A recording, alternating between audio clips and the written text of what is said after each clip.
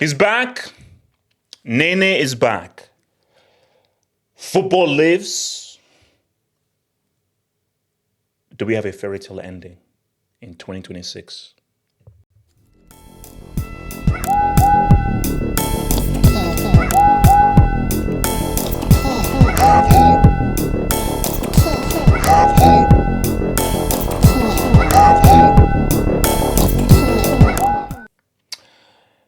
He's back. And oops, no, wrong one. He's back. He's back. Nene is back to say. Nene is back. So look, this is, you see, I'm going to be glass half full here. See, if I was glass half empty, there could be another way I could do this. But you know what? I've turned over a new leaf. This is now positive half full because I could say it is what it is. You're washed up. You're finished. You going to Saudi meant that you wasted your whole career, and you're either going to get injured again or you're just going to become a full-time Twitch streamer. That's one angle I could go through.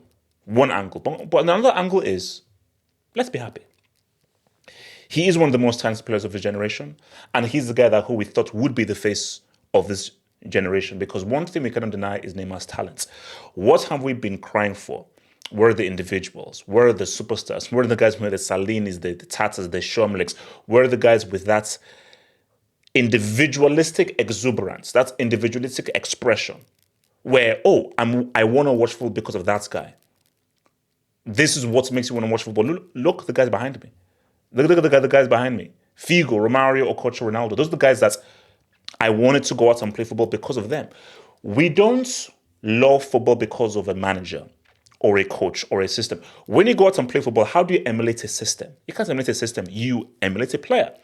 So when Okocha did that, roll over the ball and then step over, all of us in school, we all tried to do what Okocha did at that 98th World Cup.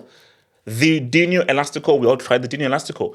R9, Lord knows everyone tried to do all those moves and all failed because R9's moves are literally the most difficult moves to execute at that speed.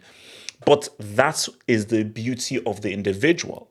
And which is why Neymar FC is so real, which is why there are so many Neymar fanboys, because love him or hate him, when he was fit, when he was at his best, when he wasn't messing with his sister or his mom, this guy was sensational. This guy was a true game changer. And you just hope and feel that, look, man, let him enjoy his football. Because this is something to be happy about. Because the fear was it's over for him.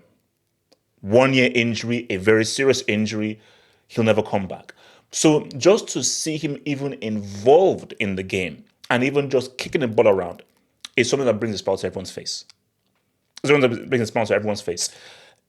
And the real question is, okay, he's back now. He's here. What are we looking forward to now? And you know where I'm going with this. Because let's talk about it. There were two storylines for that World Cup in Qatar. Mbappe was not part of the storyline. There were two devastating storylines there. The Messi storyline and the Neymar storyline. See, the Messi storyline was football's golden child. This was his magnum opus. This was his crescendo. This was his crowning moment, based off him being the face of football for a generation. Again, I don't want to trigger any of the fans, but anybody who knows football knows that Messi was the face of football for a generation.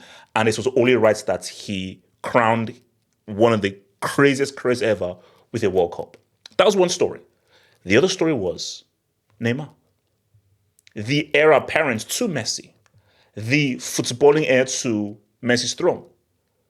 Despite the injuries, the setbacks, the abuse, him leading Brazil post 7-1, post getting baptized, test tubed, sauteed, char-grilled, and fallopian tubed in 2014, leading them to a 6th star.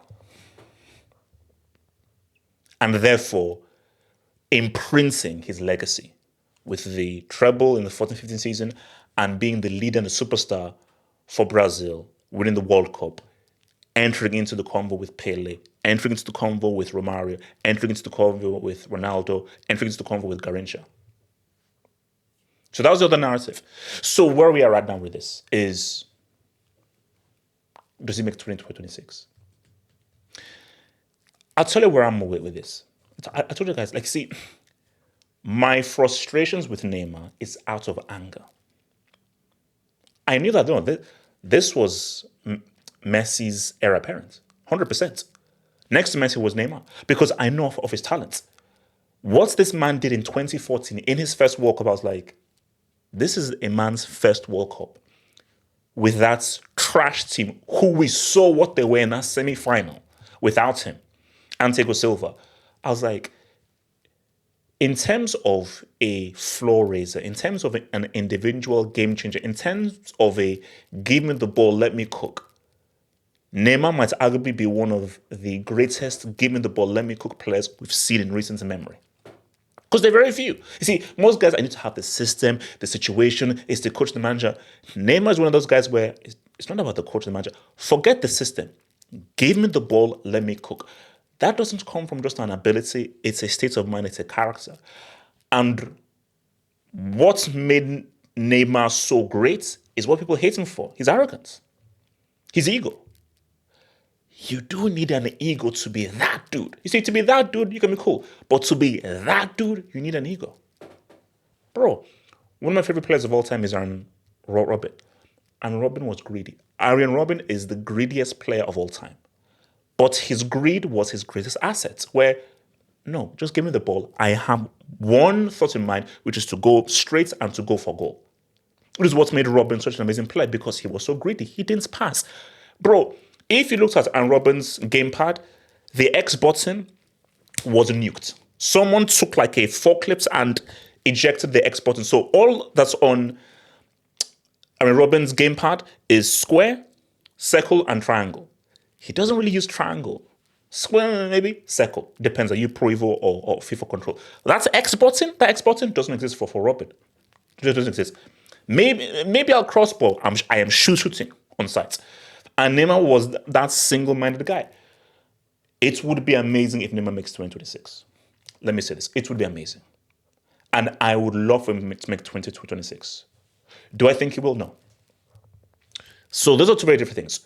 Do I want him to make the 2026 World Cup? Yes. Do I think he'll make the 2026 World Cup? No. I think it's done. His last chance was in 2022. Now, I want to be proven wrong. Hands up, I want to be proven wrong. If Neymar makes that 2026 World Cup and leads Brazil to a World Cup victory, that could be one of the greatest stories ever. And guys, that's hangers. I'll do it bare-chested. I'll do that trial. Service tweet. If Neymar leads Brazil to a World Cup in 2026, I will do the post-match hangouts on a roof, bare-chested, wearing a cowboy hat. The video saved, because I'm so sure it's going to happen. On a roof, bare-chested, whatever the weather, bare-chested with a cowboy hat. Potentially a southern accent. Potentially. But yeah, I would hope to be proven wrong. I hope I'm proven wrong, because that would be an amazing story. What do most Brazilian guys do post-30, specifically attackers and guys like Neymar? So I'm saying. But if I'm proven wrong, I'm proven wrong. But Neymar, welcome back. It's good to see you back, and hopefully the football gods favor you and you remain fit. And you just, you bring joy to all of us. Because again, having to watch guys like Erling Haaland, think about becoming a Football Hut member. If you're a desktop merchant, just click on the join button below, over here.